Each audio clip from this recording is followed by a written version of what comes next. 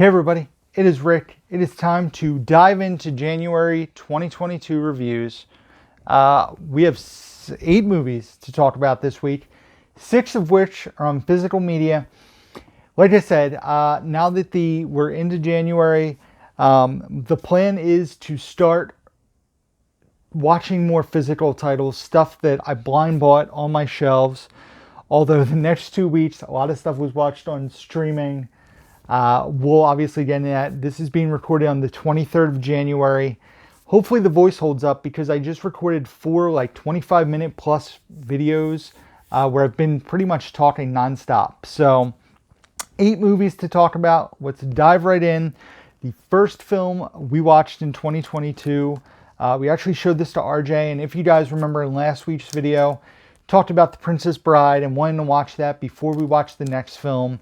And that was Once Upon a Deadpool, basically the re-editing of the Deadpool 2 film, this time in PG-13. So RJ, I felt, could watch it.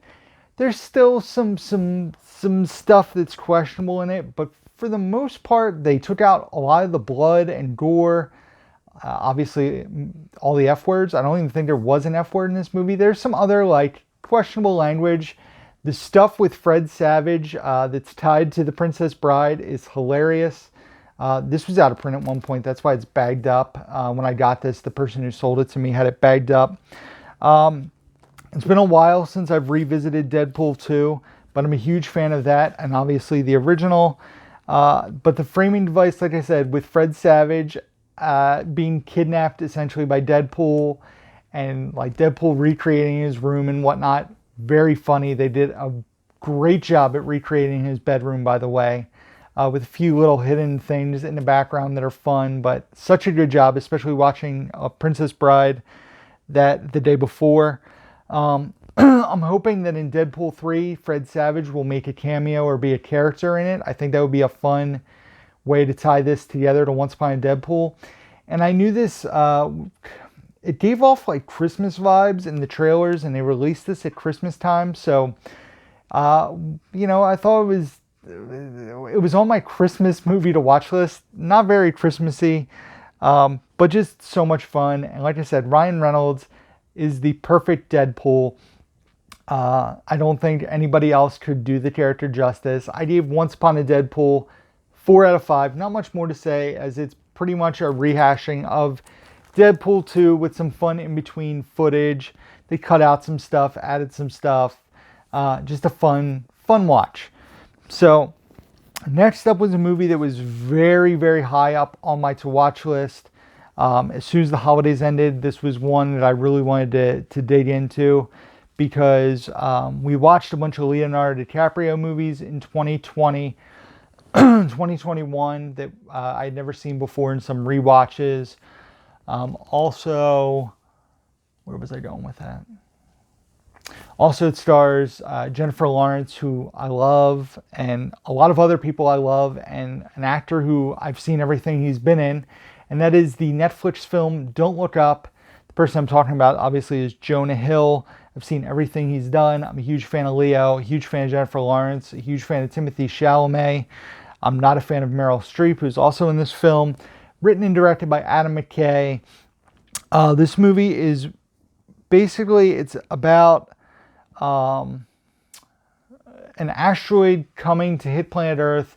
Basically, it will end, or not planet Earth. Kind of planet, planet Earth. It's going to destroy the population.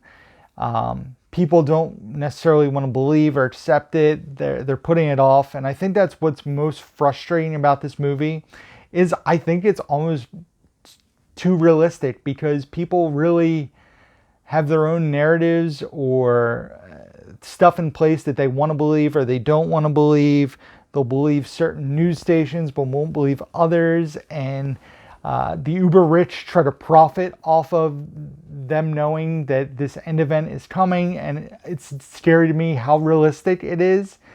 And I know the movie's played for laughs, but it's just frustrating, I guess, more so than anything else, because how everybody reacts, even though it's played for laughs, I really think is probably more realistic than people lead to believe. And maybe that's why some people enjoyed it so much. There were laughs in the film for sure. There were funny parts. Jonah Hill plays like this man-child who's obsessed with his mom in weird ways, who's the president. Meryl Streep's character. Leonardo DiCaprio has a fantastic monologue in the third act of the film that's really well done. Jennifer Lawrence, while she's a primary character in the first couple acts, kind of gets pushed by the wayside, in my opinion. And the focus isn't as much on hers. Jonah Hill was probably my favorite character in the film. Like I said, there were laughs in the film. It didn't hit as well as I hoped it would. As, like I said, there's so many people in this movie I truly love. I'm a fan of Adam McKay's work. Don't Look Up gets a 3 out of 5 for me. Don't think it's something I would revisit or need to watch again, which is a bit of a bummer, as I was I had high expectations for it. But 3 out of 5 for me. Next up was a movie I watched on DVD. Anthony Hopkins won the Oscar for Best Actor for this, and it is a film called The Father. This is a movie about a man who has a daughter played by Olivia Colman. He's definitely dealing with dementia, Alzheimer's. He's not sure. He gets confused. He forgets things. He starts seeing different people and not sure who they are. He doesn't believe what people are telling him. He doesn't trust his daughter anymore. I know this is a very tough movie for some people to watch. It was at the top of a lot of people's best of lists. I think this technically is a 2020 film, although I think it wasn't available wide till 2021. I forget exactly, but it was at the top of a lot of people's lists. Anthony Hopkins and Olivia Colman both give fantastic performances in the movie. Here, let me move my page here. So, the other thing this film does that's very interesting is it's pretty much from the point of view of Anthony Hopkins. So there's some very confusing things. You're not sure. Everything is seen through his eyes, so it's a bit confusing. You're seeing the same person or different people with the same character name, and you're not sure who's really who. It's a tight 90-minute runtime, so it doesn't like... with a movie like this, sometimes I feel like it's too long and they drag stuff out. So not something I need to revisit, although it is a very well done movie and one I would recommend checking out. Especially for Olivia Colman and Anthony Hopkins, specifically their performances. It's a powerful look at dementia, people living with dementia, and I can see this movie being very tough or emotional to watch for people who have experience with loved ones who suffer from Alzheimer's or dementia, as it affects not only the patient, but its effects on people close to the patient, family and friends of the patient. So I gave The Father a 3.5 out of 5. This one will not stay on the shelf. Like I said, this was like a one-time watch for me. I'm very glad I watched it, as the performances were great, but not something I feel like I would need to revisit in the future. So next thing we watched, if you guys watched my best of 2021, my favorites of 2021, you'll know I enjoyed this one quite a bit, and that is Paul Thomas Anderson's newest film, Licorice Pizza. So Licorice Pizza, part love story, part coming of age, part love story to 1970s Hollywood. I adore this film. This film was so well done. I just got done praising it in my favorites of 2021 video. Paul Thomas Anderson, who's directed some pretty legendary films, some of which I really need to push up towards that top of my watch list, as I've never seen There Will Be Blood. I've never seen Magnolia. I've never seen his directorial debut, Hard 8. And there was one other one of his that I have not seen. Need to push those up. I need to watch them, especially There Will Be Blood. I know people rant and rave about that. And Magnolia. So Cooper Hoffman, who's the son of Philip Seymour Hoffman, who worked with Paul Thomas Anderson in multiple films, and Alana Haim, who is one of three sisters. They're in the musical group Haim. Her other two sisters are also in this film. Are Gary and Elena in the film. So Elena doesn't change her name, and Cooper Hoffman plays Gary. They meet at Gary's school for picture day. Elena, I think it might be Alana because it's spelled Alana. So Alana works for the company who's doing photos. Gary is smitten with Alana right away, asks her to hang out, wants to take her out on a date. Like, he's this very suave guy. He's a child actor, so he tries to woo her with his charm, which he oozes charm in this film. He has this sense of maturity and business sense, but he's also a teenager at the same time, and that shows, and he plays it so well, especially for his directorial debut. His character, or not directorial, acting debut. He's just such a lovable character, and so is Alana Haim. Like, I fell in love with her character as Gary did in the movie, and man, it just oozes personality and just a fun story where there's times in the movie where not a lot's happening, but you're just so interested to watch how the relationship blooms between these two characters and their friendship blooms that it's so, man, I could have watched like an 8-hour movie about these characters. The biggest issue with this movie is Gary is 15 going on 16 and Alana is 25. So a lot of people are like, this is kind of like predatory. It's kind of illegal in some places. And that was my biggest issue, is Gary could have easily been like an 18-year-old high school student and it wouldn't have been as weird or creepy to some people. And that didn't even bother me, but it also didn't feel like, because of how Gary's character acts, he doesn't feel like a 15 or 16-year-old. He's well beyond his years. He has this, like I said, a sense for business and maturity that's well beyond his years. But it just feels weird that they made his character 15 going on 16 when he easily could have been 18, still in high school and still like flirting with this girl. So a weird decision in my opinion. Alana spends time hanging out with Gary and his friends a lot. The film also features small roles from Sean Penn and Bradley Cooper, and Bradley Cooper steals this movie as John Peters, an ex of Barbra Streisand, although when they're in this movie, they're still dating. Like I said, I could have watched this movie for 8 hours to see the characters and the interactions. A fantastic soundtrack, a movie I absolutely love. This gets a giant 2 thumbs up. Cannot wait till it comes out in physical. Licorice Pizza gets a 4.5 out of 5 for me. I love this movie. I cannot praise it enough. It was just so much fun to watch. Next up was a Martin Scorsese film that I had never seen. One that wasn't even really on my radar, and that is a film called After Hours. This movie is pretty bizarre.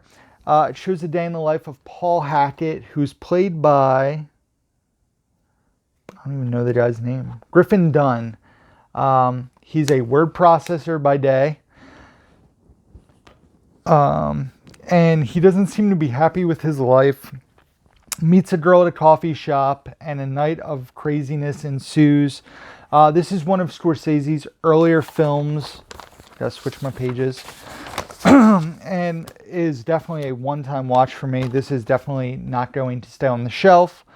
It features a lot of familiar faces in the film. Rosanna Arquette, Terry Garr, Linda Fiorentino, Catherine O'Hara, Cheech and Chong, John Hurd, and some others in this movie. But this story is just bizarre. It is a really weird movie. The end of the film was incredibly underwhelming. When it ended, I was like, that's how it ends. Like, very disappointed in that. But it did keep me intrigued and interested throughout the end. And somehow this managed to get a 3 out of 5 for me. I don't know if that was the Scorsese bump, because I feel like this would normally be a 2 or a 2.5. After Hours, like I said, a one-time watch for me. Not something I'm going to revisit. This isn't staying on the shelf. So After Hours, 3 out of 5, but I think that was the Scorsese bump there. Next up is a sex comedy from the 80s I had never seen, I'd heard a lot about. It stars the two of the leads from Charles in Charge, and this being the Olive Films release of Zapped, starring Scott Baio and Willie Ames, who are both on Charles in Charge. Like I said, an 80s sex comedy that I've heard talked quite a bit about. Probably one that couldn't get made anymore, as basically Scott Baio gets these powers from not mind control, but he can move stuff with his mind. There's a scene where he's ripping off a bunch of girls' clothes. Probably not a movie that would get made nowadays, but also a bit more tame for an 80s R-rated sex comedy. Still, there's some, nudity and stuff in it, but pretty tame, in my opinion, compared to some other 80s sex comedies. Like I said, Willie Ames plays his best friend, and he tries to use it for personal gains. They use it to he's growing marijuana in the school's science lab that he's in charge of, and it's I don't know. It's a weird movie. Like I said, it also has a lot more heart than the typical 80s sex comedy. And there's, nudity and silliness, which is typical of this kind of movie. But pretty average, not one of the better ones. This is another one that will not stay on the shelf. And I actually had a lot of problems playing this disc, so I don't even know if I'll be able to resell it. The disc kept skipping. There's a lot of light scratches on it, but nothing crazy that I thought would affect playback. So I'm not sure what I'm going to do with this. It might even be tough for me to sell. I might just donate it, honestly. I'm not sure, but lots of scratches. I actually had to back it up to my computer and make a copy of it, and it took a while to back up on my computer because this would never even load on my my DVD player to watch. So maybe I'll try to give it a good cleaning and see if that helps it, and I'll still list it just in lesser condition. Zapped gets a 3 out of 5. Like I said, this is not staying on the shelf anymore either. I'm kind of glad. I had the Blu-ray on my wish list for quite a while, and I ended up not buying it, and I would have been pretty disappointed to spend the money on the Blu-ray for it to be a one-time watch.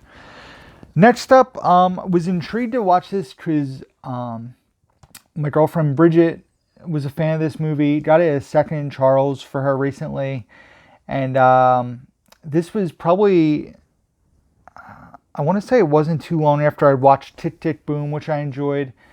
And it is a film called Camp, which is basically about a group of young kids that go to a summer musical theater camp, and they do a different musical every 2 weeks or 3 weeks. Lots of mentions of Stephen Sondheim. He also makes an appearance in this film. There are standouts in this movie for sure. A very young Anna Kendrick is in the movie. I don't even know. You can see her there on the front, but she's super young in this movie. This is from 2003, so pretty much very early in her career, if not one of the first things she did. Standouts in this movie, and it dawned on me as I was watching it that one of the leads, who plays Michael in this film, is the actor Robin De Jesus, who was the co-lead in Tick, Tick, Boom, which I enjoyed quite a bit. Young Anna Kendrick, as I said, plays Fritzy, and it is her first film role, as I'm reading my notes here. However, for me, the lead character of this movie, Vlad, was probably my least favorite character and probably the most non-believable character. A lot of these kids talk about their regular lives and how they can't wait to go to the theater camp because they're bullied. They don't live great lives at home, and they feel like they fit in and belong at the theater camp. And I enjoyed this movie quite a bit. A lot more than I was expecting, honestly. I also wasn't a fan. There's a drunk playwright subplot in this story who gets brought in to teach. Wasn't a huge fan of his character, although there's a redemption that's tied to that I guess, I don't want to say makes it acceptable, but makes it a little more appropriate. Very talented young cast in this film, a cool Stephen Sondheim cameo in it, and a movie that I think is pretty ahead of its time. I think this movie is probably just as relevant today as it was 20 plus years ago. Not 20 plus years ago, 19 years ago. And I gave it a 4 out of 5. Camp really took me by surprise. I definitely think, even though it's very early in January, this could be a contender for surprise of the month. So Camp, if you haven't checked this one out, do yourselves a favor, look into this one. Staying on the shelf for sure, one I definitely enjoyed. And the last thing I watched was a comedy I've been wanting to rewatch, especially since I watched the show The IT Crowd. And as I'm a big fan of the three leads, realizing that the fourth is my favorite character from The IT Crowd, wanted to revisit it. And that is a film called The Watch, which stars Ben Stiller, Vince Vaughn, Jonah Hill, and then Richard Ayoade of The IT Crowd. This is a movie that didn't do very well in theaters. It came out around the same time as, oh man. It was originally called Neighborhood Watch, and then there was a event going on in the news where a young person, I think, was either brutally beaten or something happened involving a neighborhood watch. They changed the movie to The Watch. It didn't do well in theaters. This is, besides the serious event, this is a pretty fun R-rated comedy. It takes a bit of a weird turn as aliens are a pivotal part of the story, and not one I've watched since I initially saw it on physical media. His character, Richard Ayoade's character, is like a more raunchy version of his character, Moss from The IT Crowd. The four leads have great chemistry together in this film, and it's really a fun, just R-rated comedy. I feel like they don't make movies like this as often as they used to. I mean, this movie is probably, what, 10 years old now? Yeah, 2012, so it's 10 years old. Will Forte's character, who he plays a police officer in this movie, pretty eye-rolling in my opinion, not very funny at all, but the four leads, really funny. Definitely not one of the best comedies of the early 2010s, but still, it's a serviceable movie. It'll stay on my shelf as like a fun watch occasionally. I give The Watch a 3.5 out of 5.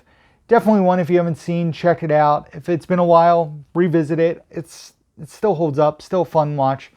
Like I said, there's some pretty weird subplots in this movie, but a fun watch nonetheless. So that is it, guys. Thank you for watching this week 1 review video from January 2022. Be sure to check out the description box down below where you can find links to my Facebook, Instagram, Twitter, Letterboxd where I rate and review all the movies I watch, Amazon wishlist, eBay store, Blu-ray.com profile, email address, P.O. Box, all can be found down below. And that is it. So thank you guys for watching. Until next time, who's down to movie?